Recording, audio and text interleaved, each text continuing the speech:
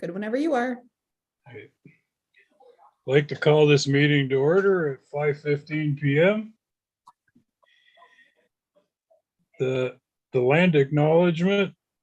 The city of Thorold is situated on treaty land. This land is steeped in rich history in the First Nations such as Hadiwandaarank, the Haudenosaunee, and the Anishinaabe, including the Mississaugas of the Credit First Nation. There are many First Nations, Métis, and Inuit people from across Turtle Island that live and work in Niagara today. The city of Thorold stands with all Indigenous people, past and present, in promoting the wise stewardship of the lands on which we live.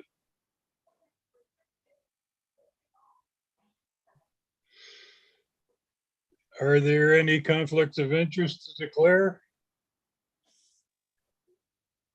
Seeing none. Can I have a mover and seconder to adopt the agenda, please? Rachel moves. I'll second. Jeff seconds. All in favor? That's carried. The adoption of the minutes. Are there any errors or omissions?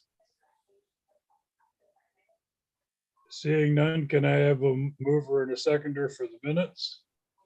Brad, I will move. Okay. And Rachel seconds? All of those in favor? That's carried.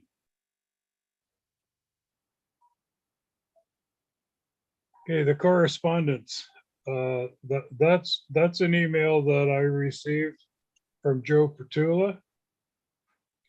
He is among all his other positions, the chair of the new Environment, Climate Change, and Biodiversity Advisory Committee. He was he wanted to make sure that we add his name, the name of his committee, to the group of organizations we want involved in the contacts for things going forward. He also noticed that we spoke about establishing a community garden. We first have to. He wanted to know if I'd work with him on that. He's been quite involved talking to a group already about that, I suppose, from what he said. I'm not averse to that, but we first have to figure out where we are, because we need to know exactly what our boundaries are and whatnot. And I would prefer to have the master plan first, so that we can see what's being recommended by the by the consultants who end up doing it. I think we should. I will mention it though, that this was a suggestion, and I'm fine with it. But does anybody have any comments about either of those matters? Fred? Tony, I agree that their committee should be on the list for Yeah. one thing. And I think when we do get into the nitty-gritty of it, then we can discuss whether gardens will be part of the program or not, or where we're going to put them or whatever. But until we have the boundaries and all of those types of things, I think we should wait. Yeah, right. Anyone else? Sean? Just as a side note about the garden, is, I believe when we redid the Beaver Dams Park, I believe we put water service in for a community garden in the park, right? which I'm not sure is part of this mandate, but just as a place to put a community garden. Yeah, I knew that you'd put water service in there. Has there been any discussion about putting a garden there? The only thing I've heard recently is the conversation with the environmental committee that you referred to earlier. Okay. Anything else? Can I have a mover and a seconder to accept the correspondence for information purposes? Rachel and Joe? All in favor? Motion carries. Okay, next up, we have a presentation about the DeQ Road reconstruction. I don't know how many of you went. Fred and I both attended it. It was quite interesting, but I'll turn it over to Sean Dunsmore, our manager of engineering at this point. Sean? How are you guys? How's everybody? I think I know. Good, Sean. Good, thanks. I'm gonna share my screen to let you see something that we have on our website.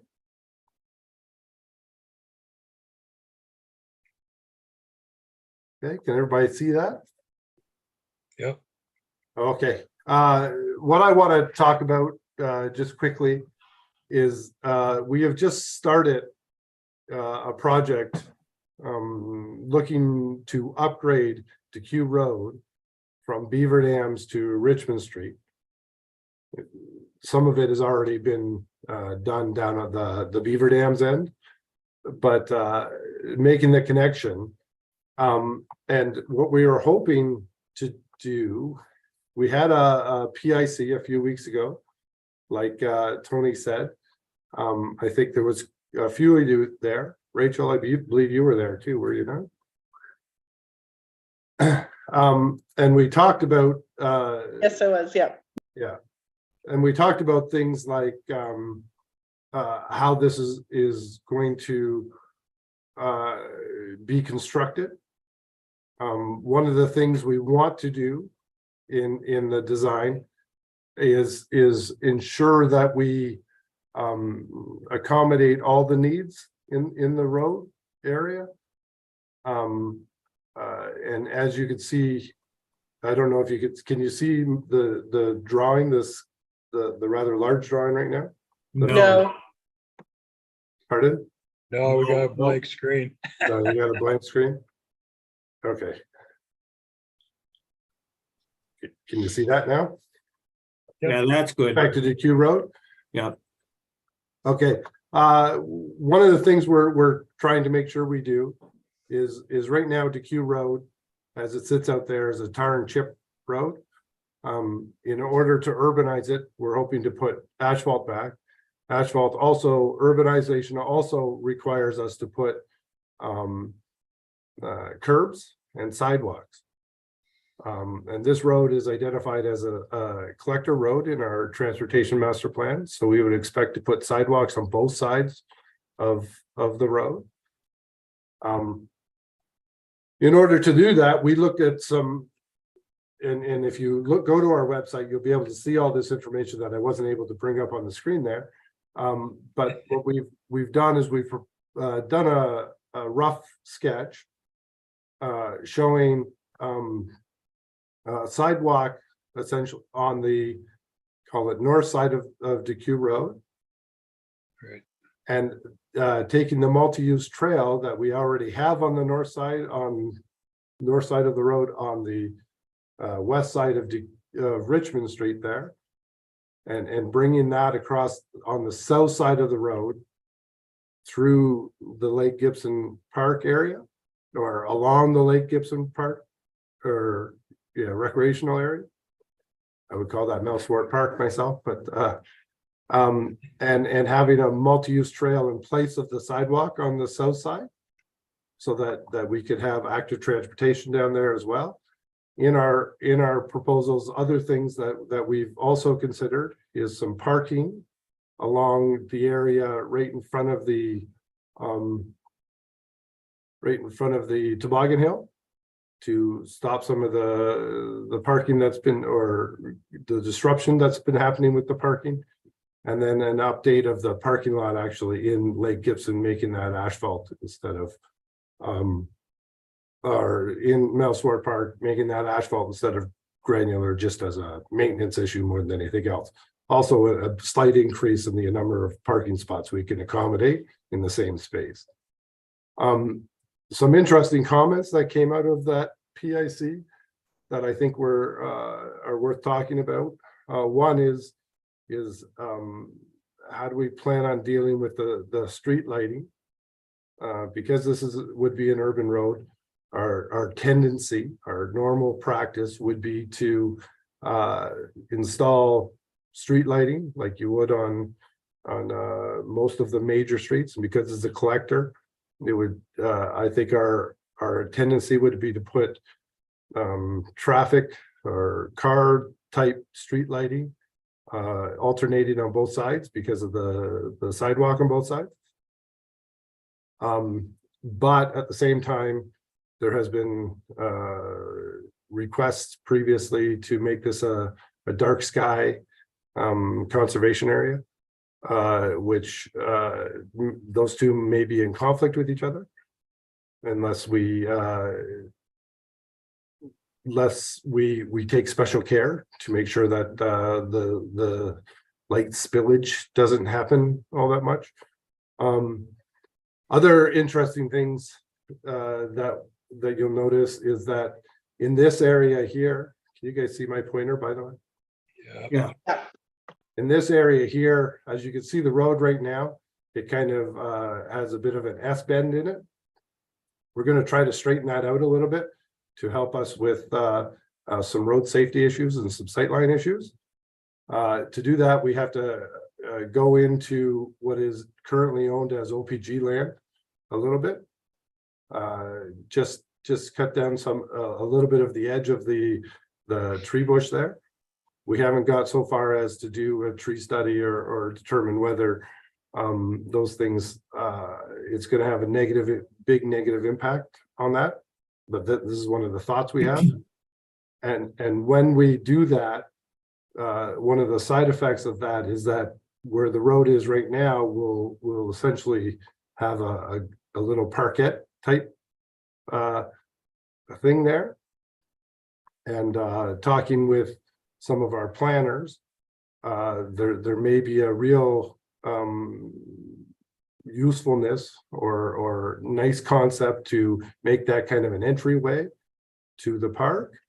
And then down at this end by Beaver Dams, we already have a little bit of what used to be road allowance that is opened up into a little parkette that we could also put an entryway and then try to turn DeQ Road into kind of like a park-like road.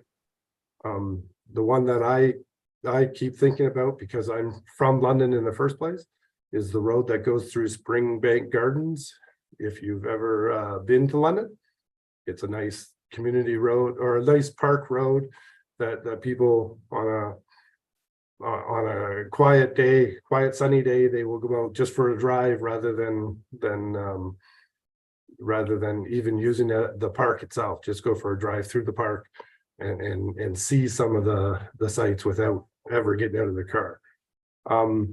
So that's generally what we're thinking at this point. What I'd like to encourage everybody to do is to review the material that we have on our website. It's under the engineering. Well, I think I can quickly go through where it shows up on our website, right? So if you go, if you come to our website, go under City Hall, engineering, capital projects, There's a list of capital projects. One of them is the DQ Road Construction Municipal Class Environmental Assessment. Actually, I have to click it twice. And then that's where our information is, including our presentation that we made and any materials that we had. And any comment sheet, but you can subscribe to the page, and we will keep you up to date as time goes on. And what I would like to tell everybody is we're very, very early in this process. And so what we're trying to do is get as much feedback as we possibly can so that we're prepared to do detailed design and make good decisions for the community as a whole. And that's the entirety of my presentation. Hey, Sean, did you happen to notice the email that I sent? I believe I did, yes. I don't Yeah, know. because I had sent them to him directly because he had suggested that, so. Yeah, that's fine. Yeah. You could, I was a bit concerned because in order to put in the sidewalk on the other side of the road, they were talking about shifting DQ Road to the south, taking up some park territory in order to create the room so that it didn't crowd the neighborhood. Isn't all that road allowance? I would like to tell you, yes, it's going to, I believe we're going to shift the road a little bit to the south, but it's going to stay within the road allowance. We won't enter into the park in any way on that front. We may, because we're also going to put storm sewers in some locations. We won't need the ditch that's on the south side of the road, so it will give us lots of room. Okay, thanks, Sean. Jeff, you have a question? Yeah, Sean, I just wanted you to elaborate, if you could, on what would be involved with special care to avoid the light spillage issue. Without getting into great detail, is that a difficult and costly endeavor, or is it generally straightforward? To be honest with you, I don't know. Okay. What we do on every project is we do a photometric evaluation to try to minimize the spillage into people's houses. Normally there's houses on both sides of the road. One of the ways that we would kind of minimize the light would be to do what we did on the west side of Richmond Street, and that is we put pedestrian style lighting instead for the multi-use trail there. We don't actually have any road lighting, if you will, down DQ Road on that far side. Our intent in this case wouldn't be to do that. It would, at least from the get-go, would be to put in like normal street lighting. Unless, of course, we hear something else. Because one of the criticisms we received at that first PIC was that lighting on the far side of Richmond Street is difficult to drive down and causes a strobing effect, which in a way is what, believe it or not, is how you minimize the spillage, is by just focusing the light a little bit more, which promotes the strobing effect. Okay, that's helpful. Thank you. Yep. Anyone else? Fred? Yeah, just maybe one. I've already sent some comments in, but the one comment that was mentioned at another meeting the other day in regard to the parking along the Melsport Park, where you're putting it in, Sean, is excellent, except I think you need to maybe take another few, maybe 2 or 3 yards off of the park itself and put the parking in the park, inside the park, instead of parking along the roadway itself. And another comment was made that there might be buses that might come, at least 1 or 2 buses a day type of thing for in the park purposes. That might be something to at least think about and look into as part of the parking. But I like the planning departments bringing it off, you know, a roadway. I won't say a roadway into the park, but just where the other side of the roadway goes into a subdivision is make a complete intersection there to have cars come off of there and then make a direct left into the parking lot itself. And you might be able to double the number of parking lots or the parking that you might want to put it into that particular area.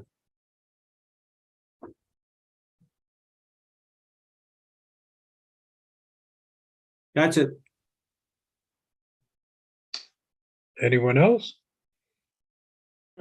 I submitted my comments before, but just going back to the lighting, another option is instead of having like white light, the more amber color helps with wildlife at night as well. Okay. Tara, I saw you had your hand up there. Thanks, Tony. Yeah, no, I just wanted to thank you, Sean, for doing that presentation, and everyone for already being so involved and providing comments, which is great. I just kind of wanted to take the opportunity to tie it back to the objectives and goals that we were looking at for this committee when we set forth, you know, a couple meetings ago with respect to the master plan, which is one of the biggest priorities for us to look at getting this going. And, you know, having this road EA already started is, I think, an opportunity for the committee to look at providing the comments that we want, you know, or we were discussing before with respect to, you know, the landscaping, and we were looking at streetscaping, beautification. It's a way for it to be tied into almost like a phasing plan. Like this could be maybe phase 1 of what we were looking at with our master plan, which is kind of, you know, already being started through this EA. So if everyone has already provided comments and input as part of the EA, that's great. And this is something that we can maybe look at possibly inviting the Niagara region to our next meeting and having Caldoon, who is, you know, their urban designer, landscape architect involved in the EA process, as maybe coming and giving us some ideas of what they're looking at doing and seeing how we can incorporate that into what we would put together for our master plan. So just tying the two in, I think it's a great opportunity for the committee to be involved in this. And I think we can get a lot out of what's already happening. So I just kind of wanted to let everyone know. And if you have any thoughts, if it's something that maybe we can look at having the region come and do a presentation next meeting, if anyone is opposed to that, or if you guys are all okay with it, we can set that up. No, go ahead. I think that's a great idea. Yeah, sounds good. Perfect. Okay, so we'll look at contacting the region to see if they can join us for our next meeting. Perfect. Okay. Yeah, Sean? If you guys don't need me anymore, I gotta jump off. Is that okay? Okay, great. Thanks for coming, Thanks, Sean. Sean. Take it easy, guys. Yep. Bye. Bye-bye.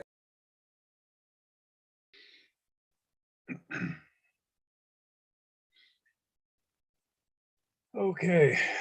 I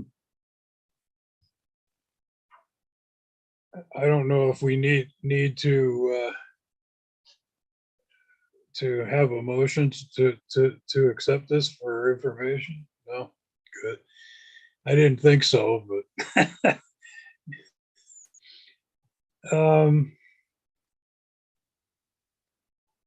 okay, so that actually covers the next item, the Q Road Improvement Public Meeting, unless anybody wants to have any further discussion on that now. Yeah, Tony, maybe everybody could maybe give some comments back to you. I know we've made comments into the city, some of us, but I think maybe relating to this particular committee, as Tara has mentioned earlier, that maybe we make some comments into you regarding what we think about that section. And then you make a main presentation or submit the comments that we make to you into Sean. Okay, I'll do that. Okay, so anyone who wasn't there, which Jeff, were you there? Joe, you were, I didn't see you there. If you could just look at the presentation on the city website, and if you have any comments, just email them over to me. I have a new email address now. It's tvcrier@gmail.com. Thank you.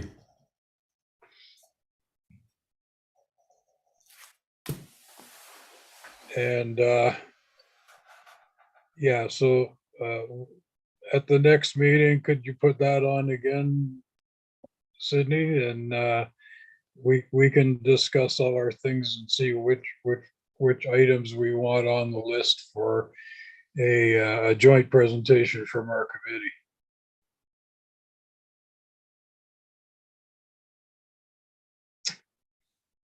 Okay, moving on to the next thing, the meeting format and time. The idea here is to find out if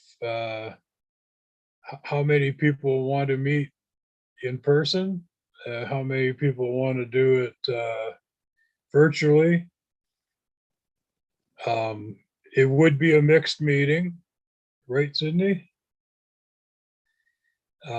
Because the committee rooms, the committee meetings have been in the council chamber, because that's where Sydney's dashboard is to hook us up live through and through YouTube.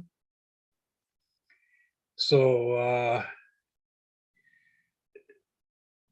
Jeff, what would you prefer? I don't have a strong preference. I'll welcome in person, and with the opportunity to occasionally do it this way, I'm good either way. Okay. Yeah, Sydney?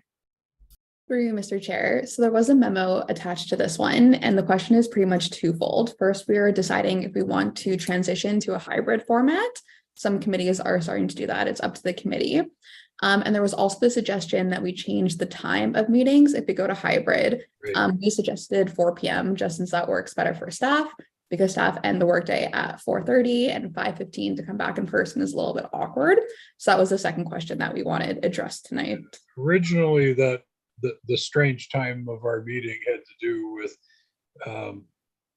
it wasn't a staff recommendation. That was actually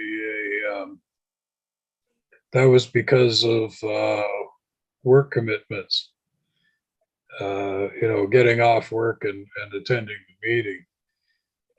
So I don't know if 4 o'clock's any good for anybody. Jeff, does that create a problem for you? It does not create a problem for me. Okay. I'm retired, so it doesn't create a problem for me. And I'd like to meet in person. So, Joe? Yep, no problem. No problem with me, 4 o'clock, and I'd like to do it in person. Yeah. Yep, 4 works for me. Okay. So it looks like we're going in person at 4 o'clock for the next meeting then.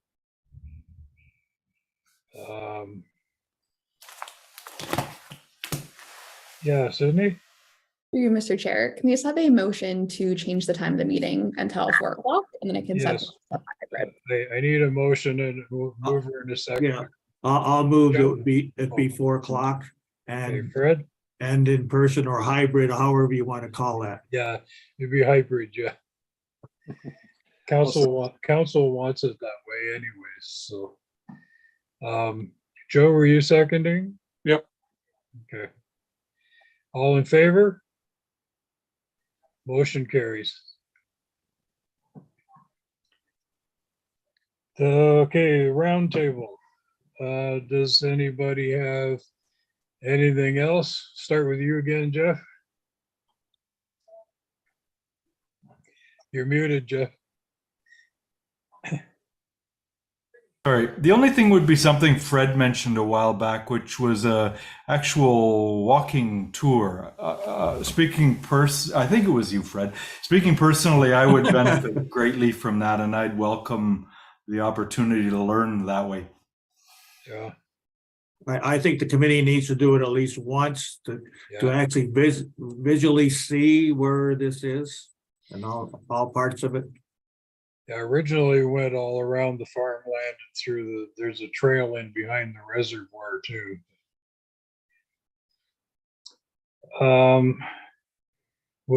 We'll Fred and I'll have to set that up, I guess.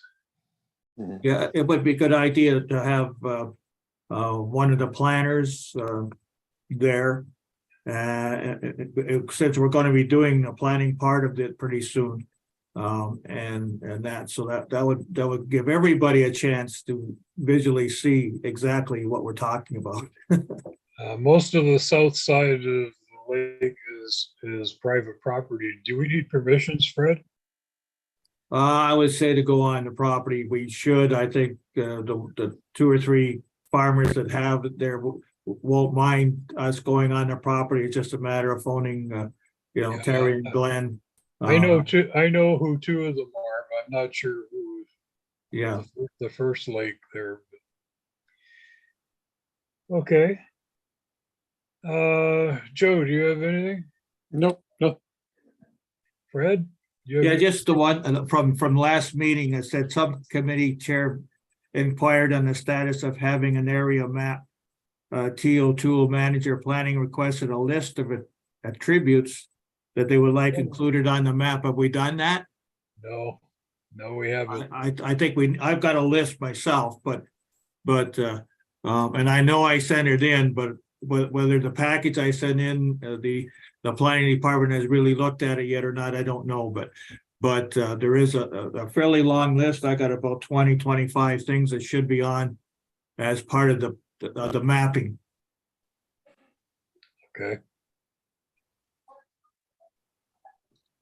Tara, do you have anything that you'd like to? Right now. I think, yeah, the walking tour would be great. Yeah, And I would love to be a part of that. great. Sydney, Nothing for me. okay. Rachel? I feel like most people know about this, but April 22nd, Mel Swart is having the Unity Garden celebration. So if you don't know about that, that would be a great opportunity to see some of Lake Gibson and see the garden installment there. Yeah, Fred's on that committee. Fred, do you want to give? Yeah, just it's from one till about 4:30 in the afternoon on the Saturday, April 22nd. Mhm. It's part of cleaning up the park too. There's another, the Mouseford Park Committee are having a group come in to clean up the park at the same time. So it's an all-day affair actually, but 1 to 4 is the indigenous community will be doing a whole bunch of different dances and drumming and whatever else that they're going to do. So it's going to be a fabulous day. Okay. I did have something, but I don't remember what it was, so. I should have written it down. Okay, so the next meeting will be on May the 10th. at 4 o'clock at City Hall. That concludes our business. Can I have a motion to adjourn? Oh, I'll just adjourn. I'll just adjourn Look at the that, meeting. clerk's I'll just- department is first to put the hands up. I like that. Yeah, we've always had a motion to adjourn, but that's fine. I'll adjourn the meeting at 5:50. Thank you very much for coming.